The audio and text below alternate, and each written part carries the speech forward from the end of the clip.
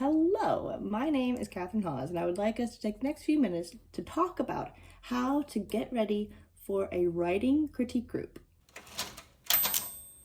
2 days from now, I am going to a new critique group in my town that has not met before, so I'll be meeting new people, sharing some of my work, and seeing how it goes. So I have participated in critique groups the past, oh my gosh, 11 years, starting in high school and like all the way through.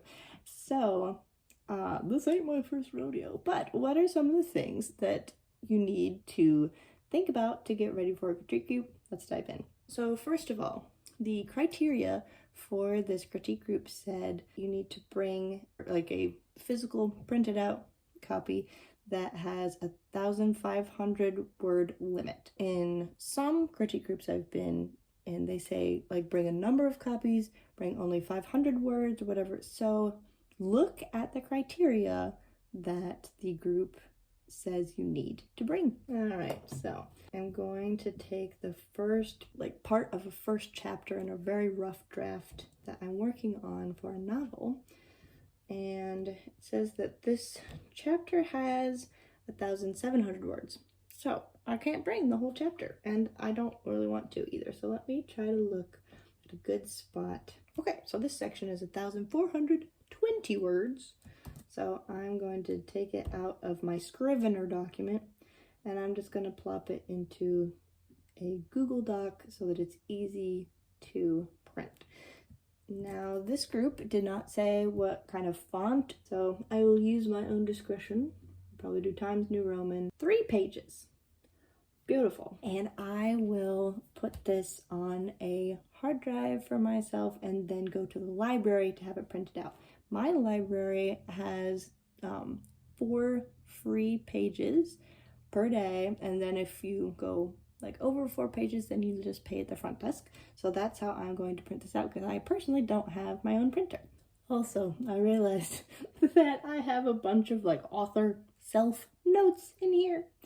So before I take it to be read publicly at this meeting, I am going to read through this first, do a little bit of at least pulling out author notes. By taking out that one spot has a paragraph that is an author note to myself. Reading out loud your own work to yourself is super helpful. And something that this group said will happen is that somebody else in the group is going to read this aloud. So I won't be reading this, and I actually prefer critique groups to be this way, because when you hear somebody else reading your work, you can see if they said things differently, and it can be interpreted a separate way than how you intended it, and you don't get defensive and try to tell them the way they're supposed to read it. That's data and information that you glean from somebody else reading it, and then you can take notes so that you know how to edit better later. Another thing that is super helpful when you're in a critique group is that when it is your turn for your work to be read and people to critique, is for you to be quiet and to not interject and explain things, but for you to take notes and write down what everybody is saying about it, because one person might share their opinion that sparks another person's opinion to either agree with them or disagree with them or come up with another idea, and then you want the other people to be talking about your work as you were writing down everything. Because if instead you try to explain and defend and interject, then that's robbing the time that you could be hearing these fresh perspectives and taking notes. And if you are writing a novel that you want to go out into the world for people to read, you will not be beside it the entire way, looking over the reader's shoulder, explaining everything to them, telling them how they're supposed to be reading it. You're not going to be there. So your work has to speak for itself. All right. So I'm going to do some self-editing on this little bit and then get it ready to print.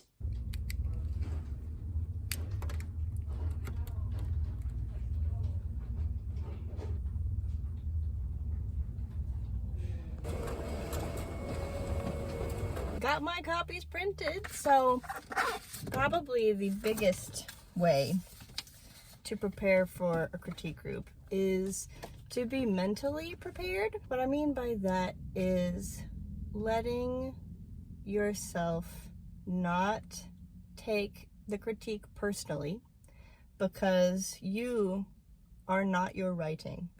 Your writing may feel like your baby and it's like precious and everything, but if somebody critiques the product, they are not critiquing you as a person. Emotionally distancing yourself like that is really hard, but that is how you grow as a writer and as a person. And being able to digest the feedback, filter what is helpful in your situation, and then toss out the advice that you are not going to take. Knowing that is super important. As I said before, like getting defensive when people read it the wrong way, or they see something like, oh my gosh, no, that wasn't the point at all.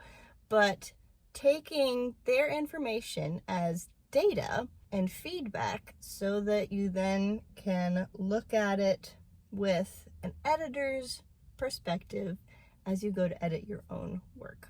Oh, also, to help prepare yourself mentally, if you've never been to a critique group before, you might fear that everyone will think that your stuff is silly, and that, like, do you really belong here? And like, oh, like, maybe I shouldn't be here. I'm not a real writer. I'm not a real author. Like, this is just a lot.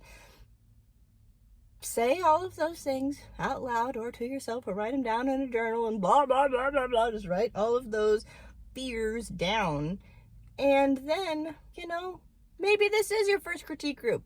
And that's perfect, and that's wonderful. Go to your first critique group, and if you want, you can just observe and listen, see, like, the lay of the land. But, yes, you belong at the table. You belong in a room of writers, and you have something to contribute to other people as well. So don't discount your presence in that room. So, the critique group has passed now, and so that first meeting that I was getting ready for, I went to it with a singular copy. They didn't actually get to mine in that meeting, and I was salty about it, I admit.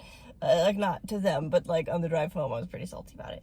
But they said that I could go first at the next month's meeting, and it was actually good because I didn't know that they print out things with line numbers all the way down, and I've never put line numbers on something, so I think I tried to do it in Google Docs, but that it wasn't saving correctly for me, so I had to like send it to my work email and then use Microsoft Word to put the line numbers in and have it print that way.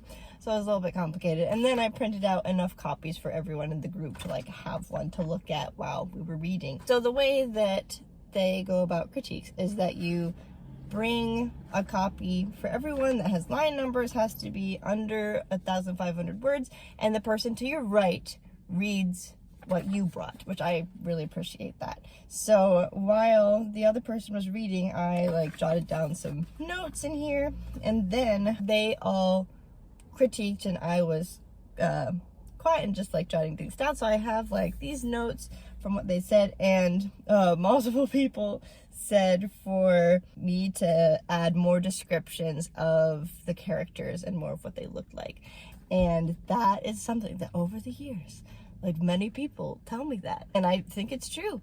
So being reminded of that is good to say, oh, okay, I need to like add more of this, because when I'm reading something, I could like go through a whole novel, not know what the main character looks like, and that doesn't bother me, and I might have like a kind of vague picture in my head of maybe what they look like, and it could be totally not what the author actually told me they look like. I just like come up with some idea in my head. So as an author, I am like, oh, people don't care what they look like. Which isn't true.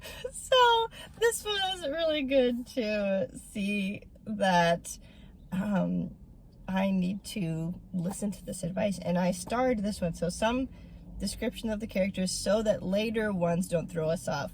And I appreciated this because I do want to give the readers a clear idea of the character early on, so that if something happens later, they're not like, huh? What? I thought like she had really long hair and braids, and now you're telling me she's bald? You know, like something wildly different like that. They kind of need to know early on so they don't get whiplash with a description later.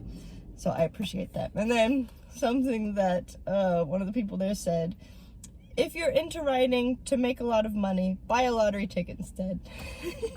Yeah, I started writing at 5, and I imagine that I will be writing until the day I die. For now, my writing is not paying my bills, and I'm okay with that.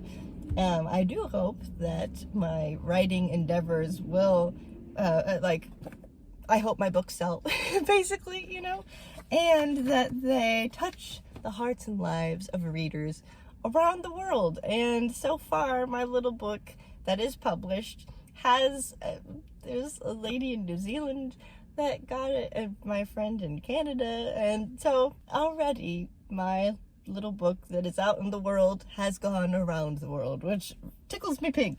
And I just have so many more stories to share and poems to share that I want to put out into the world. And this critique group is helping me with one of my novels. So I hope that this journey was a little bit helpful for you. If you are considering being part of a critique group, be brave, do it, be bold. And if you are misunderstood, I'm so sorry, but it also happens because we're just people. And if you're seen, and if they like get it, and if it clicks and their eyes brighten up when they're reading your words and they, oh, I never thought about it that way, or oh, that was really good, there's nothing like it, friend. So embrace the hard part of sharing your work with other people and hearing it read out loud. It can be scary, but it's totally worth it. Totally worth it. All right. I hope that you have a lovely rest of your day. You are here and the world is better for it. Ciao for now.